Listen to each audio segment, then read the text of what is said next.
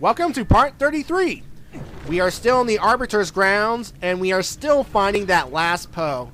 But don't worry, we are almost there, thank God. Now, in this room right here, besides the quicksand, there are a bunch of torches.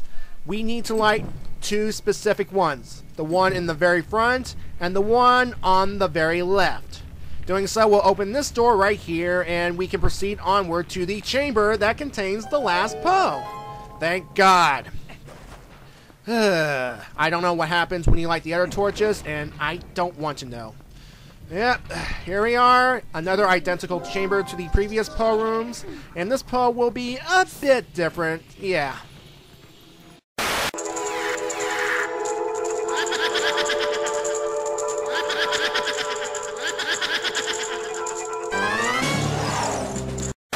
Alright, I take it back. This Poe is not so different. Can't believe they recycled not only the 4 Poe flame gimmick, but the last Poe also creates duplicates of itself. 3 are fake, 1 is real. Really? Really, game? I know that there are homages, I know there are callbacks and continuity stuff, but still, to recycle the same puzzle, for lack of a better term? Well, at least we don't have to shoot it. Although, to be fair, the last Poe in Ocarina was a little bit easier to identify because that one spinned around, the real one, that is. This one, though, we have to wait for the real one to glow before we attack it. So, yeah. Now, I want to correct myself from the last video. In the last video, when we were first dealing with these guys, I said that we do have to kill these. These are mandatory. I failed to take into account the one in Giovanni's home. You know, the one we had to kill while it was raining and Midna was injured and Link was permanently stuck in wolf mode, you know? That whole getting back to Zelda ASAP kind of thing. So, yeah. So there are 5 Poes that we do have to kill. All the rest are optional. Yeah. And speaking of Poe killing, we did it. That's it. The Poe is dead. All the Poes are dead. The flames are free, which means once we go back into the main chamber, we can go to the second part of this dungeon. Careful, there is quicksand here too, and even though Wolf Link is fast, it will eventually consume him. Yeah, there we go. Well, thank goodness that gimmick's over. At least we'll enter a new part of the dungeon with some new gimmicks. And, well, yeah. You know, yeah, a lot of this place reminds me of those mummy movies. Where's Brendan Fraser when we need him, you know? Get a shotgun, I'll blast those mummies to oblivion. Alright. Okay. Here we go. La la la la la. And do those bubbles respawn over there? I'm just saying. I don't know. We're just seeing a gate rise. Well, now rising, but still. Okay, we can move on. We can move past this place. And this will be the last time we see those specialty cloaked Poes. All the other Poes are just those regular mini Poes with the skies and their lanterns hanging by their feet. Now look, what we have here, red bubbles, also known as the bubbles on fire. Because, again, the realistic looking graphics. Yeah, and looks like some kind of cog thing. Future reference. Alright. Now, again, this whole bubble thing and this whole realistic thing, I applaud them from trying to go realistic because this is a little thing to the fandom, you know. People have been crying out and foul about the whole, oh, Twilight Princess, too cartoony. You know, to be fair, again, like I said in my Wind Waker playthrough, I don't mind the graphics anymore. I think it adds some kind of character to the story. And I don't mind this story too, because, well, it's fun. It's adventurous and whatnot. But, I think people complain about the graphics too much, in my opinion. I mean, as long as the gameplay is good and the story is enjoyable, I don't really mind the graphics too much. I mean, sure, if the graphics look excellent, I will comment on them, and if the graphics look like crap, I will comment on that as well, but... Alright. Now we have to get this floor all the way to the bottom. Let's keep going. There we go. Alright.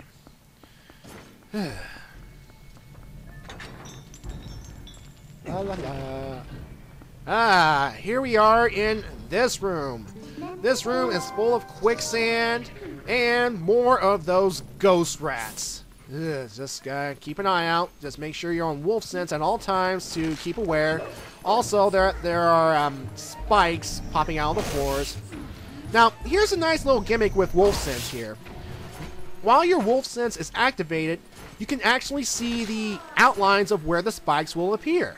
And that's actually kind of cool. You can see a ghostly outline of where the spikes are supposed to be, and you can avoid them at all costs. Plus, and yeah. Now, this whole little where items are supposed to be ghosts, wolf sense thingy, it'll come into play in a later dungeon. Well, not as important as you may seem, but it will play an importance. Yeah, the goal of this room is we have to try to get across this maze to the other side while trying to avoid spike traps and not letting the ghost rats essentially slow you down. And I still can't believe they freak out midnight like that. It's like, jeez Louise. See? I thought you were a creature of shadow and stuff. I thought nothing scares you. Although, to be fair, she did freak out at that whole Lanaru's light incident during Xanth's little attack. So, yeah. Alright, when we get around here, we're going to try and figure out the best way to get across. And also, there is a re-dead knight here that could cause a problem. But here, I am taking I'm taking some revenge here. See? How do you like it if I rape you, huh? How does that feel now, huh? Yeah, this is for all the times. This is for all the lengths that have been humiliated by all those retards that... In Soviet Russia, Link rape rebid. Alright. Alright, we gotta make sure we get rid of all the ghost rats, because what we need to do is get to a certain area and pull a chain that will essentially move the wall back. And we have to get across quickly before the wall closes and we can't get across. Now, it'd be a good idea to do a quick practice run of the route, just so that you can get it down, no problem, just so that you can make it without ghost rats interfering, without running into spike walls or anything. So, yeah. And careful of the quicksand. I think I can make it. Yep, got plenty of room. Just made it. Just making sure there were no ghost rats that lingered onwards. Like, ugh. Alright. Alright. Now we have entered a new section, and we have these things. Blade traps. Well, a different version of the blade traps. These go along the walls, back and forth, and essentially it's all about timing in this room. You just gotta wait for them to move forward or back, and then quickly make your way across.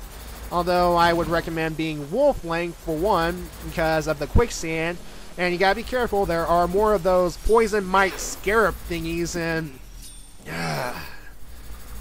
so there are two things in this dungeon that can slow Link down: the ghost rats and these things. Ow. Ow. Now, if you go over here... Whoa, hello there! I haven't seen you in a while. Yes, it's good old Akko, the Akka, human-headed chicken lady. So now, we have a way to get out of here, if need be. And, she came in awfully late in this dungeon, don't you think? I mean, in the past few dungeons, she shows up in like the first few rooms. Here we're about halfway done, or actually we're halfway done, And now she appears. Huh. How bizarre, how bizarre. Alright, I'm just getting rid of these scarab things before I attempt this room, because being slow with spinning spike thingies, not fun. Oh, in this area, there are a couple of Astolfos here. So, once again, bomb arrows make them go boom. Now, like I said before, it's kind of pathetic that these things will go down with bomb arrows. Although, to be fair, if you do decide to fight them fairly, all they will do is break apart, and you do have to destroy their bones with bombs to defeat them for good. So, yeah, knowing that, it'd be a good idea just to go straight to the whole bomb arrow and blow them to bits right then and there. But I still can't believe that the game decides that the bombs are the only way to destroy the Astolfos for good. I mean, at least in Ocarina, if you destroy them and hit them enough times, they will fall apart and they're gone for good. But and at least in Wind Waker, you can fight them, and you have the options of not only using bombs but hammers and other goodies. So, all right, just time your thing carefully. Oh, that was close. Yeah, be careful. Not only you have to dodge these things, there are certain quicksand holes that you have to make sure not to get trapped in, like that one. Alright. Now, I haven't touched upon this gimmick here. There are certain platforms that sink into the ground that if you stand on them too long. So, yeah, if you like here, for example, just use the claw shot targets, go from one point to one point, and you should be okay. Again, more of those poison mites. It's like, ugh. Stupid things. I mean, if they're really poison, shouldn't they be draining Link's health, you know? Draining bits and pieces of his heart? I'm not saying his whole thing. I'm just saying, Anyway, they're dead. So we can proceed onward. Alright. And there are a lot of those groove things along the wall. And as you can see here, there's a nice area to stock up. Something tells me we are about to face the mini-boss of this place.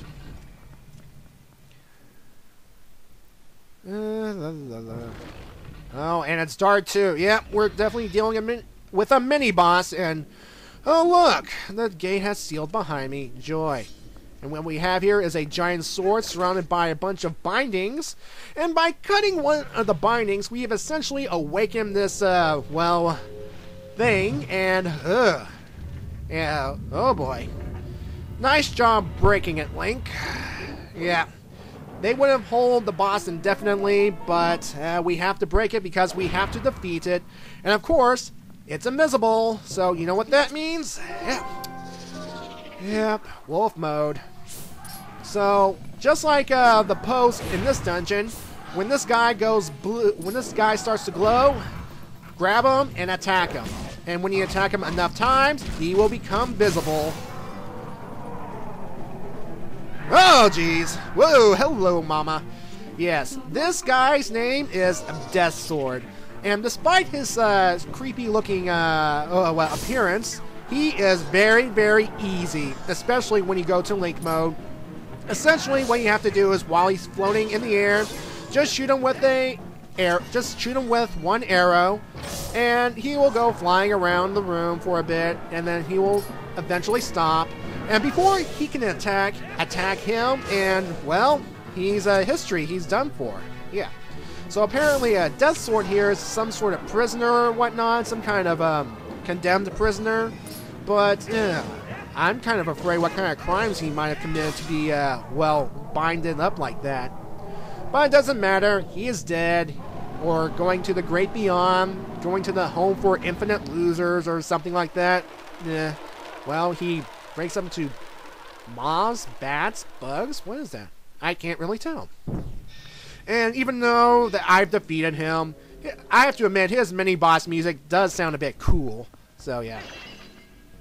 And per tradition, once we get rid of the mini-boss, it's time to claim the item. So this is more like it. Being the mini-boss and claiming the item out of the treasure. And we have here is the spinner. It's essentially an ancient device we use to ride along these grooves to get around this dungeon. See, Link stands upon the top part, goes all around, and while along the ground, the spinner spins around, and it eventually loses its spinniness, and... Okay, might as well cut to the chase. Link has a giant top. He is riding a giant top. Yeah. So, what kind of hero rides a giant top in the first place?